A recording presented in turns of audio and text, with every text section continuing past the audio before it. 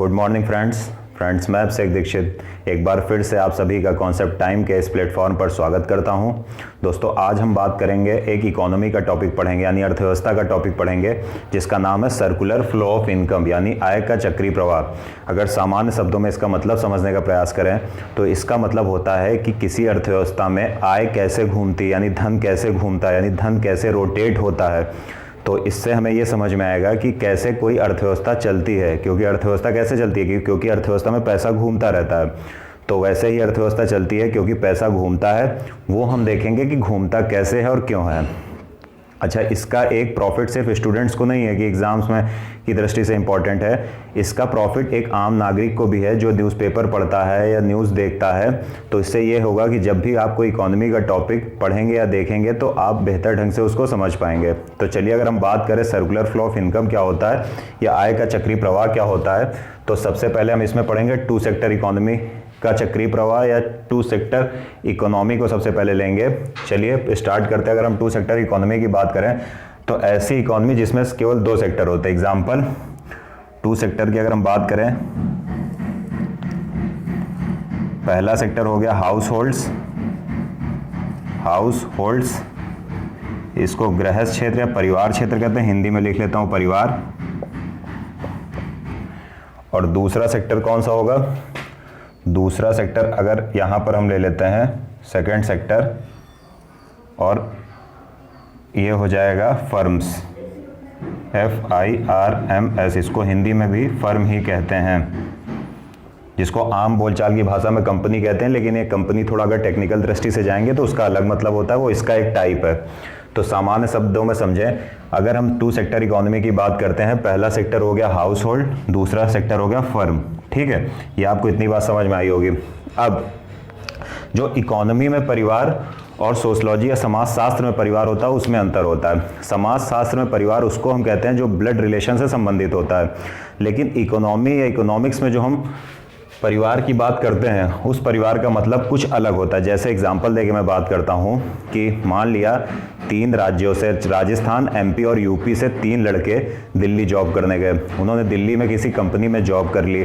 Job करने के दौरान उनको ये एहसास हुआ कि जब वो अलग रहकर अलग अलग रूम में किराए पर कमरा लेकर रह रहे हैं तो उनको बहुत ज़्यादा खर्चा उनका हो रहा है। तो उन तीनों ने एक फैसला किया, चलो एक साथ रूम लेकर रहते हैं, एक साथ एक्सपेंडिचर अपने एक्सपेंसेस करते हैं और एक साथ पूरा कार्यक्रम करते हैं। तो उससे क्या हुआ कि उनकी बचत होने लगी, क्योंकि 3 लोग एक ही रूम में रह रहे हैं, उसका साथ खाना बना रहे हैं, तो उनकी बचत हुई। तो अगर हम सोशलॉजी की दृष्टि से देखेंगे तो परिवार नहीं होगा, लेकिन अगर हम इकोनॉमी की दृष्टि से देखें तो वो परिवार होगा। तो मतलब इकोनॉमी की दृष्टि से परिवार क्या होता है?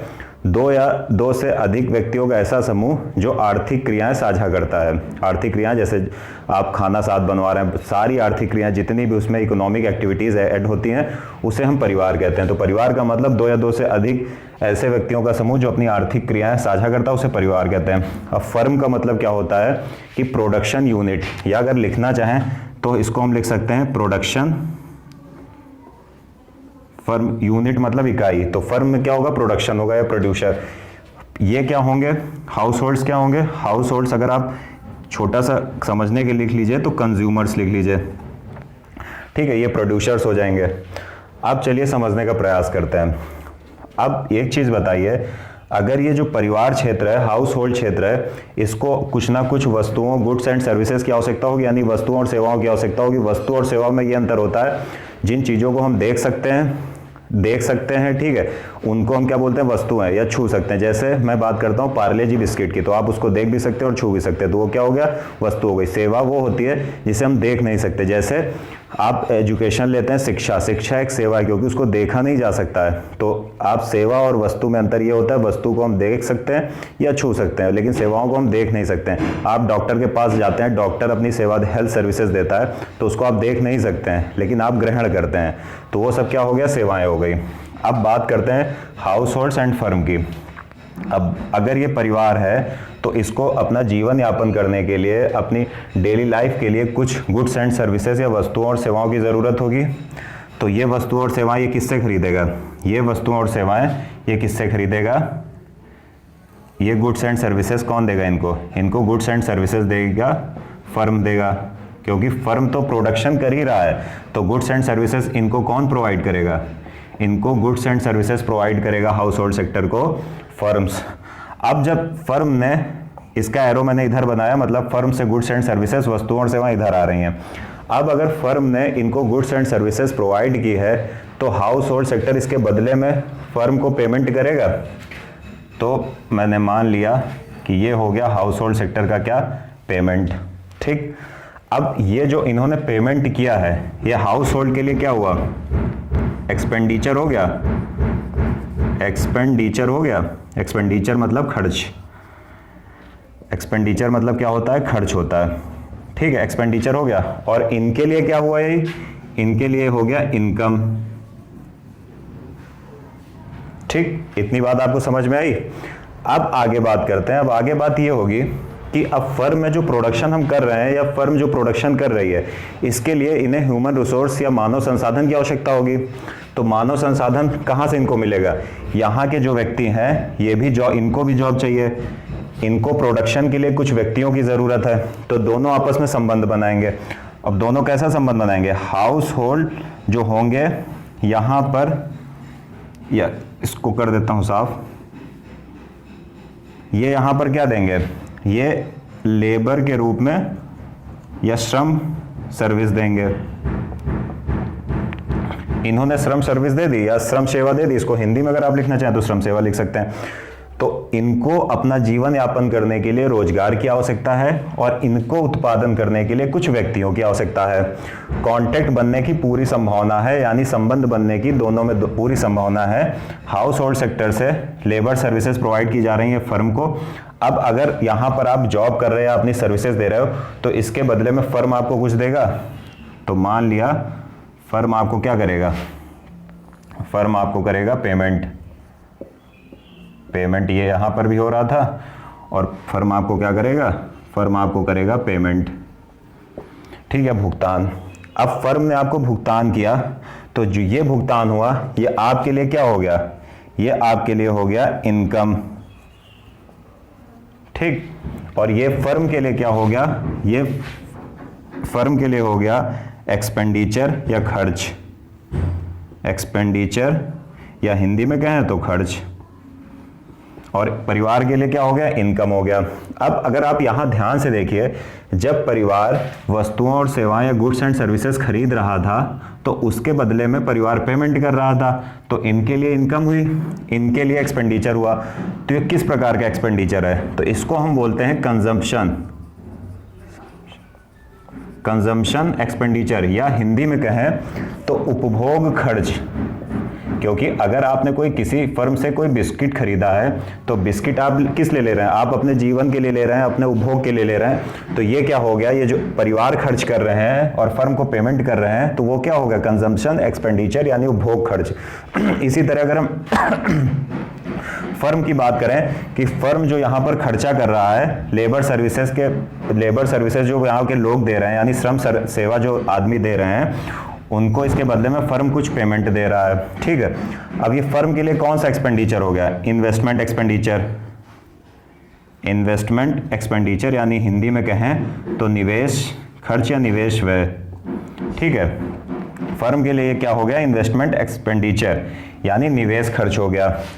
तो ये हमने देखा टू सेक्टर इकोनॉमी में। लेकिन एक सीधा सा एक फॉर्मूला होता है कि सेविंग्स या बचत मतलब क्या होता है? सेविंग्स मतलब क्या होता है? इनकम यानी आय माइनस व्यय यानी माइनस एक्सपेंडिचर। तो सीधी सी बात है, चाहे वो हाउस होल्ड हो या फर्म हो, इनकी जो भी आय होगी उसमें से कुछ खर्च करके ये कुछ बचत कर लेंगे। ठीक है, जब ये बचत कर लेंगे तो ये घर में रखेंगे? नहीं, बिल्कुल नहीं रखेंगे। ये क्या करेंगे? फिर इनको जरूरत होगी किसकी? फाइनेंशियल सिस्टम, या अगर आसानी से समझना चाहें आप तो इनको जरूरत किसकी होगी? इनको जरूरत होगी बैंक की। ठीक, अब अगर इनको बैंक की जरूरत होगी तो जो ये हाउस होल्ड सेक्टर है या परिवार क्षेत्र है, ये बैंक में क्या करेगा? बैंक में अपनी सेविंग रख देगा, यानी जो भी इसने बचत कर रखी है वो किसको दे देगा? बैंक को दे देगा। प्लस जब भी इसको जरूरत होगी तो ये क्या करेगा, बैंक से बोरोइंग या उधार ले लेगा, बोरोइंग कर लेगा। इसी तरह सेम जैसे ये अपनी सेविंग बैंक में रख रहा है, बचत बैंक में रख रहा है और उधार ले रहा है, वैसे ही फर्म्स भी क्या करेंगी, फर्म्स जो भी इनकी सेविंग होगी अपनी आय में से, अपनी इनकम में से एक्सपेंडिचर निकालकर यानी आय में से व्यय घटा देते हैं, तो जो बचत बचती है, सेविंग बचती है, उसको रखने के लिए फाइनेंशियल सिस्टम या उसका एक पार्ट, हम आसान शब्दों में समझने के लिए इसको यहाँ पर बैंक ले रहे हैं। तो बैंक में ये क्या करेंगे, अब फर्म्स अपनी सेविंग रखेंगे, प्लस फर्म को कभी कभी पैसा भी चाहिए होगा, तो क्या हो जाएगा कि जो ये भी उधार ले रहे थे तो फर्म्स भी उधार लेंगे, तो ये क्या हो गया, बोरोइंग। अब जो सबसे बड़ा एक क्वेश्चन उठता है यहाँ पर, जब मैं ऑफलाइन कभी क्लास लेता हूँ तो सबसे बड़ा जो स्टूडेंट्स क्वेश्चन पूछते हैं वो ये पूछते हैं कि सर ये बताइए कि जब हाउस होल्ड बचत कर ही रहे हैं तो बोरो क्यों कर रहे हैं, यानी जब वो अपनी बचत को बैंक में जमा कर रहे हैं तो फिर उधार क्यों ले रहे हैं। दरअसल यहाँ अगर ये आपने समझ लिया बेसिक तो आपके लिए बहुत आसान हो जाएगा। जब मैं बात करता हूँ हाउस होल्ड सेक्टर या फर्म सेक्टर की, इस पूरे क्षेत्र की, तो ऐसा नहीं है इसमें सिर्फ एक परिवार है, इसमें बहुत सारे लाखों में परिवार हो सकते हैं भारत में, वैसे ही फर्में भी लाखों में हो सकती हैं। तो हो सकता है किसी फर्म को बचत हुई हो लेकिन किसी दूसरी फर्म को पैसा उधार चाहिए हो, तो जिसकी बचत होती है वो जमा कर देता है, फिर ये बैंक क्या करता है, बैंक जिसको जरूरत होता है उसको उधार दे देता है। वैसे ही फर्म के संबंध में कि जिन फर्म को बचत हुई है, सेविंग हुई है, उन्होंने बैंक में जमा कर दिया, और जिनको उधार चाहिए उन्होंने बैंक से ले लिया उधार। तो ये हमने क्या देखा, ये हमने देखा टू सेक्टर इकोनॉमी। लेकिन अब ये बताइए, जो यहाँ पर समस्या ये हुई कि मान लिया इस फर्म से हाउस होल्ड ने गुड्स एंड सर्विसेज या वस्तुओं और सेवाएं खरीदी, लेकिन प्रॉब्लम ये उठ गई कि जो हाउस होल्ड सेक्टर ने फर्म को पेमेंट नहीं दिया। मतलब मान कर चल रहे हैं कि अगर हाउस होल्ड सेक्टर ने फर्म से कुछ वस्तुओं और सेवाएं खरीदी और हाउस होल्ड सेक्टर कोई ऐसा हाउस है, कोई भी ऐसा परिवार है जो बहुत दबंग टाइप का है और उन्होंने इस फर्म को पेमेंट नहीं किया। दूसरी कंडीशन नीचे देखते हैं, मान लिया जिसकी ज़्यादा चांसेस होती हैं कि हाउस होल्ड सेक्टर में से लोगों ने लेबर सर्विसेज दी फर्म को, लेकिन फर्म ने इसके बदले कोई भी पेमेंट नहीं किया। अब समस्या ये हो जाती है, तो इसको रेगुलेट कौन करेगा, इसको नियंत्रित कौन करेगा, इसका विनियामक कौन होगा। तब यहाँ पर 3 सेक्टर इकोनॉमी की जरूरत पड़ती है। 3 सेक्टर, अभी तक हमने 2 सेक्टर पढ़ा, यहाँ तक की पूरी बातें 2 सेक्टर में आती हैं। लेकिन अगर इस पूरी कंडीशन में समस्याएं उत्पन्न हो गई या उस पूरी व्यवस्था को नियंत्रित कौन करेगा, तो इसके लिए फिर हमको तीसरे सेक्टर की जरूरत होती है। और तीसरे सेक्टर के रूप में हमें किसकी जरूरत होगी, तीसरे सेक्टर के रूप में हमें चाहिए गवर्नमेंट, जो रेगुलेटर या विनियामक की भूमिका निभाए। अब हम बात कर लेते हैं गवर्नमेंट की। तो अगर हम यहाँ पर गवर्नमेंट को ले लें, 3 सेक्टर इकोनॉमी को थोड़ा सा ऊपर कर देते हैं, यानी अब हम बात कर रहे हैं 3 सेक्टर इकोनॉमी, ठीक है। और इसको भी इरेज ही कर देते हैं, ज़्यादा सही है। अब अगर हम बात करें 3 सेक्टर इकोनॉमी की, तो हमें कौन चाहिए, हमें यहाँ पर चाहिए गवर्नमेंट, यहाँ पर हमको चाहिए क्या, गवर्नमेंट यानी सरकार। अब सरकार को समझने के लिए थोड़ा सा हमें कुछ चीज़ें इरेज करनी पड़ेंगी, क्योंकि हम 3 सेक्टर से 2 से 3 सेक्टर में आ गए हैं। तो अगर हम बात समझने का प्रयास करें कि गवर्नमेंट की इसमें क्या भूमिका होती है, तो गवर्नमेंट की अगर हम भूमिका देखें क्या होगी, तो अगर गवर्नमेंट ये तीसरा सेक्टर है, 3 सेक्टर हो गई, फर्स्ट सेक्टर, सेकेंड सेक्टर, यानी अगर लिखना चाहें तो फर्स्ट, सेकेंड, और ये कौन सा सेक्टर हो गया, थर्ड सेक्टर। अब गवर्नमेंट कैसे कैसे, देखिए सबसे पहले गवर्नमेंट क्या करेगा, हाउस होल्ड जो सेक्टर है या परिवार से, हाउस होल्ड से क्या करेगा, हाउस होल्ड से गवर्नमेंट क्या लेगा, गवर्नमेंट इनकी इनकम पर जो भी इन्हें इनकम होगी उस पर क्या लगाएगा, पहली बात तो गवर्नमेंट क्या लगाएगा, गवर्नमेंट लगाएगी टैक्स, ठीक है। वैसे ही सेम, अगर हम वैसे ही सेम बात करें तो गवर्नमेंट क्या करेगी, गवर्नमेंट जो फर्म्स को इनकम होगी उस पर भी गवर्नमेंट क्या लगाएगी, टैक्स लगाएगी, ठीक है ना। गवर्नमेंट ने टैक्स लगा दी, ठीक है। अब हाउस होल्ड सेक्टर की अगर हम बात करें तो कुछ लोग यहाँ पर गवर्नमेंट जॉब भी कर रहे होंगे, यानी अपनी सर्विसेज भी दे रहे होंगे, ठीक है, लेबर सर्विसेज भी दे रहे होंगे। अगर लिखना चाहिए तो आप लीजिए श्रम सेवा भी कर रहे होंगे, ठीक। या आपने यहाँ पर देखा कि हाउस होल्ड सेक्टर अपनी इनकम में टैक्स भी दे रहा है प्लस लेबर सर्विसेज भी कर रहा है। तो इन श्रम सेवा के बदले सरकार कुछ पेमेंट करेगी इनको, ठीक है ना। सरकार इनको क्या करेगी, सरकार कुछ पेमेंट करेगी, जिसको बोलेंगे एक्सपेंडिचर। अब एक बात ये समझिएगा, ये एक्सपेंडिचर सिर्फ इस लेबर सर्विसेज के बदले में दी जाने वाले खर्चे नहीं है, उनके बदले में दी जाने वाली सैलरी नहीं है। According to article 38 of Indian constitution, article 38 में ये लिखा है कि government shall promote the public welfare, यानी राज्य लोक कल्याण की अभिवृद्धि करेगा, यानी वृद्धि करेगा। तो इस जो एक्सपेंडिचर है इसमें इन लेबर सर्विसेज के बदले में दिया जाने वाला एक्सपेंडिचर तो शामिल ही है, प्लस गवर्नमेंट क्या करेगी, गवर्नमेंट आर्टिकल 38 या अनुच्छेद 38 को पूरा करने के लिए सब्सिडी भी देगी। किसके अनुसार, आर्टिकल 38 ऑफ इंडियन कॉन्स्टिट्यूशन की अगर हम बात करें तो उसके अनुसार गवर्नमेंट सब्सिडी भी देगी, ठीक। इसी तरह अगर हम यहां बात करें, फर्म से गवर्नमेंट कुछ परचेज भी करती है। किस टाइप का परचेज, मान लिया जो भारतीय सैनिक हैं, इंडियन सोल्जर्स हैं, उनको जूतों की जरूरत है और कोई एक ऐसी फर्म है जो चमड़े के जूते बनाती है, तो गवर्नमेंट क्या करेगी, गवर्नमेंट इस फर्म से क्या करेगी, गवर्नमेंट इस फर्म से गुड्स परचेज करेगी, ठीक है। मान लिया गवर्नमेंट ने जूते परचेज कर लिए सैनिकों के लिए, हमारे देश के जितने भी वीर सैनिक हैं उनके लिए जूते परचेज कर लिए। अब गवर्नमेंट ने अगर परचेज किया है तो इसके बदले में गवर्नमेंट को कुछ पेमेंट भी करना पड़ेगा। गवर्नमेंट ने इनको पेमेंट कर दिया, तो जब ये गवर्नमेंट ने परचेज किया गुड्स, तो गवर्नमेंट ने परचेज किया, उसके बदले में गवर्नमेंट इनको पेमेंट करेगा। तो ये जो सेकंड लाइन हो गई, ये किस काहे की लाइन हो गई, ये हो गई एक्सपेंडिचर लाइन, एक्सपेंडिचर, ये एक्सपेंडिचर लाइन हो गई।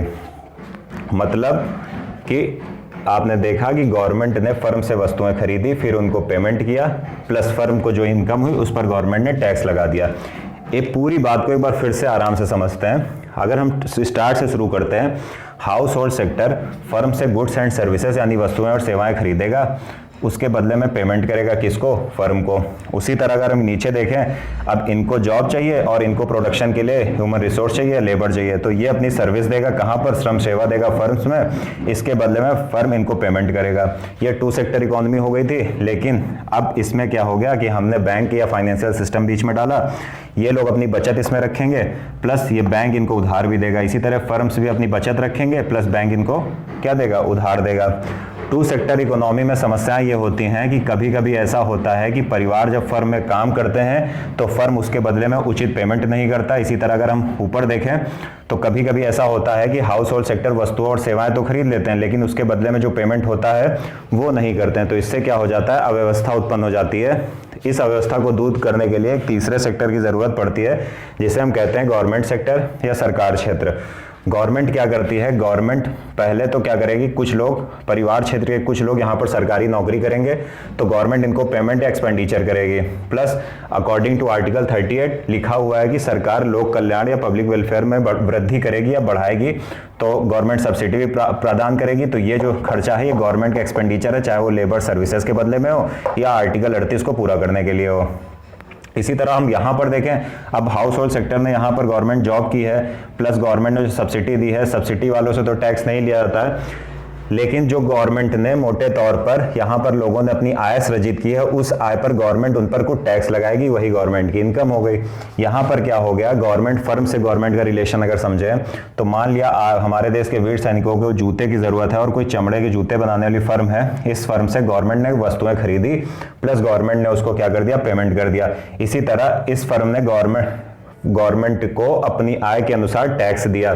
तो ये पूरी हमने देखा थ्री सेक्टर इकोनॉमी रन करती है। अब जो एक इंपॉर्टेंट मुद्दा होता है वो ये होता है फाइनेंशियल सिस्टम की, जो फाइनेंशियल सिस्टम या बैंक की हम भूमिका देखते हैं कि बैंक अगर लोन नहीं देगा तो क्या होगा। तो इधर समझ लेते हैं, मान लिया ये बैंक है, ये लोन दो जगह प्रोवाइड कर रहा है, एक तो ये हाउस होल्ड को प्रोवाइड कर रहा है, हाउस होल्ड्स को लोन दे रहा है, ठीक है, और ये किसको दे रहा है, ये फर्म्स को लोन दे रहा है।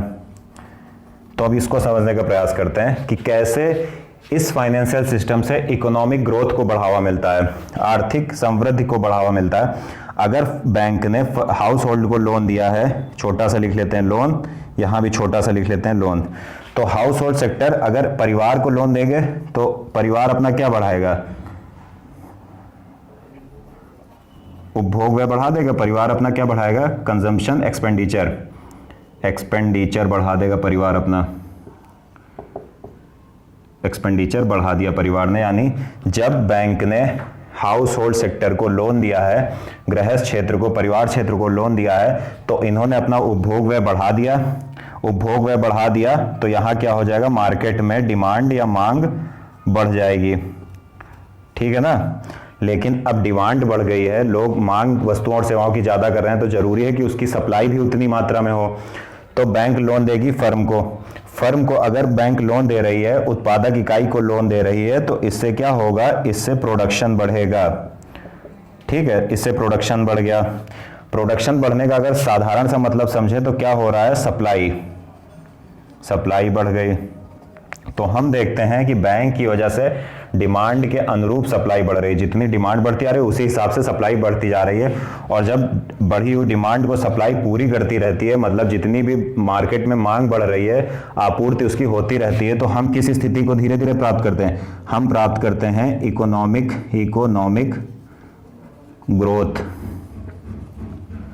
ग्रोथ या इकोनॉमिक ग्रोथ, ठीक है, हम प्राप्त करते हैं। कैसे, बैंक जब हाउस होल्ड सेक्टर को लोन देगी तो हाउस होल्ड सेक्टर किस में व्यय करेंगे, हाउस होल्ड सेक्टर व्यय करेंगे अपने उपभोग व्यय में। उपभोग व्यय में जब व्यय करेंगे तो क्या होगा, मार्केट डिमांड बढ़ेगी। इस मार्केट डिमांड को पूरा करने के लिए बैंक फर्म को भी लोन देते हैं, फर्म प्रोडक्शन बढ़ाएंगे, सप्लाई बढ़ेगी। और अगर डिमांड को पूरा करने के लिए लगातार सप्लाई हो रही है तो धीरे धीरे हम इकोनॉमिक ग्रोथ या आर्थिक विकास की तरफ बढ़ने लगते हैं।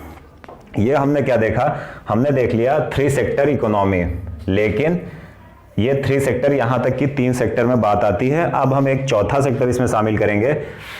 चौथा सेक्टर, अगर हम चौथे सेक्टर की बात कर लें, 4th सेक्टर में ज्यादा कुछ नहीं करना है। 4th सेक्टर इकोनॉमी कैसे होती है, तो 4th सेक्टर इकोनॉमी की अगर हम बात करें तो बस छोटा सा एक चीज करना है। क्या करना है कि 4th सेक्टर इकोनॉमी में हमें क्या करना होगा, एक 4th सेक्टर लेना होगा, थोड़ा सा इरेज करना ही पड़ेगा।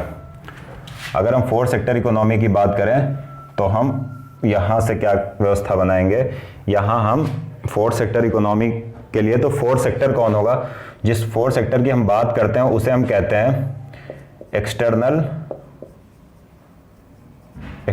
सेक्टर। या अगर हम 4th सेक्टर को छोड़कर बात करें, जितने अगर हम 3 सेक्टर की बात करते हैं, 3 सेक्टर इकोनॉमी का मतलब ये हुआ कि हमारी जो अर्थव्यवस्था है वो क्लोज इकोनॉमी, मतलब हम ना तो आयात कर रहे हैं, इंपोर्ट कर रहे हैं, ना एक्सपोर्ट कर रहे हैं, यानी ना हम आयात कर रहे हैं ना निर्यात कर रहे हैं। लेकिन ऐसा वर्तमान में संभव नहीं है, 4th सेक्टर को इंक्लूड करना जरूरी है। तो अगर हम इस 4th सेक्टर या बाह्य क्षेत्र की बात करते हैं, यानी बाह्य क्षेत्र की बात करते हैं, बाह्य क्षेत्र की बात करें तो बाह्य क्षेत्र यानी सभी देशों को आजकल आर्थिक गतिविधियों को संपादित करने के लिए बाहर से संबंध रखना जरूरी होता है, क्योंकि आप हर चीज का प्रोडक्शन नहीं कर सकते हैं, ठीक है, वर्तमान में संभव नहीं है। तो ये बाह्य सेक्टर से अब इंपोर्ट एक्सपोर्ट हाउस होल्ड तो हम लोग तो करते नहीं है, मतलब हम अपनी जरूरी आवश्यकताओं के लिए खुद तो इंपोर्ट एक्सपोर्ट करते नहीं है।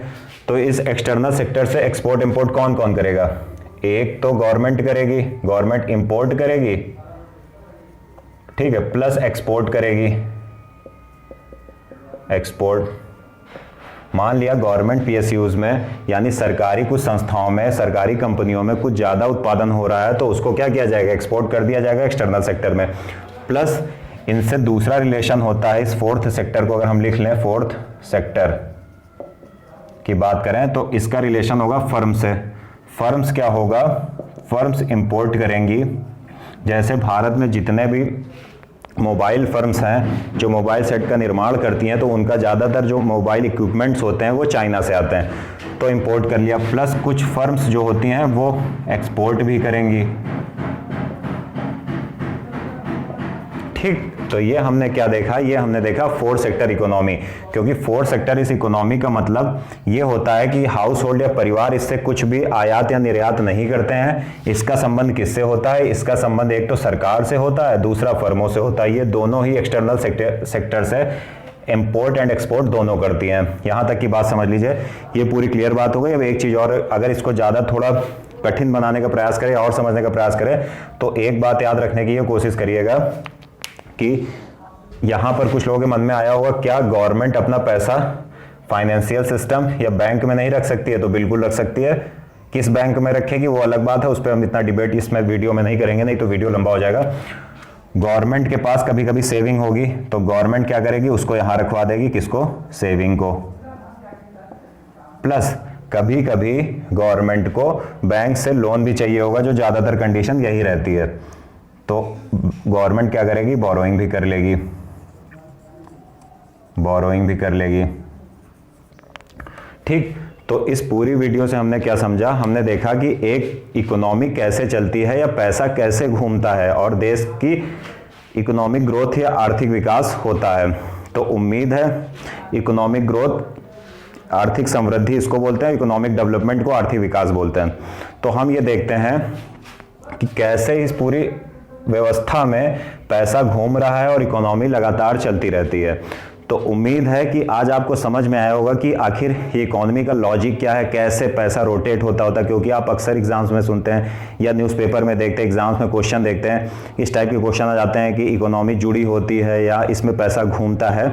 तो इस वीडियो से जो हमने 2 सेक्टर, 3 सेक्टर और 4 सेक्टर इकोनॉमी देखी है, इससे आपकी समझ विकसित होगी और आप जब भी हम न्यूज़ देखेंगे या पेपर पढ़ेंगे तो आप बेहतर ढंग से आर्थिक मुद्दों को समझ पाएंगे। उम्मीद है आपको वीडियो अच्छी लगी होगी। यदि वीडियो अच्छी लगी हो तो लाइक करिए, शेयर करिए और चैनल को सब्सक्राइब करिए। Thank you.